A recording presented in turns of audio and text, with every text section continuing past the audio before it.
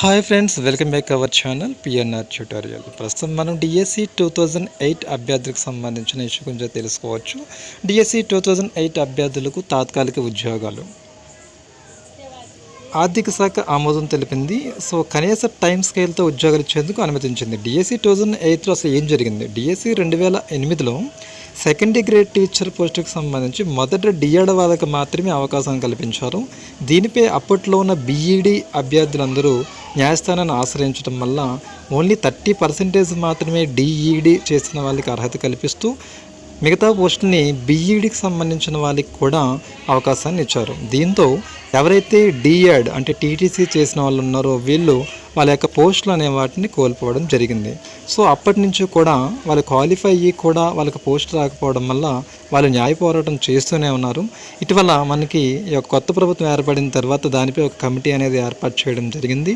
So ఈ committee ఆర్థిక శాఖకు సిఫార్సు చేయడం వల్ల ప్రస్తుతం మన యొక్క ఆర్థిక శాఖ అనేది వీళ్ళకి తాత్కాలిక ఉద్యోగాలు అనే పేరు మీద పోస్టింగ్స్ అనేవి ఇవ్వటం అంటూ జరుగుతుంది. సో డిఎస్సి 2008కి సంబంధించిన అభ్యర్థులు మొత్తం 4657 మంది ఉన్నట్లు ప్రస్తుతం మన యొక్క ప్రభుత్వం అనేది లెక్క తేల్చింది. వీళ్ళందరికీ కూడా ప్రస్తుతం తాత్కాలిక ఉద్యోగాలను కల్పించడం జరుగుతుంది. ఇకపోతే 2018లో కూడా ఇటువంటి ప్రాబ్లం వచ్చింది. సో ప్రస్తుతం ఎవరైతే టీటీసీ అంటే డిఎడ్కి సంబంధించిన అభ్యర్థులు ఎస్జిటి చేశారో వాళ్ళకి ఇంకా పోస్టింగ్స్ అనేవి ఇవ్వలేదు.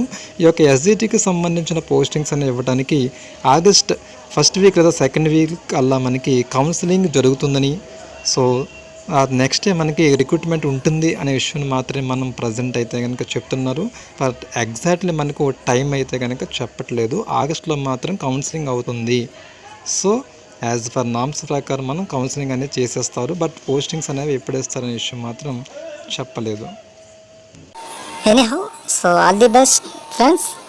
Thank you for watching this video and like and share this video. Thank you.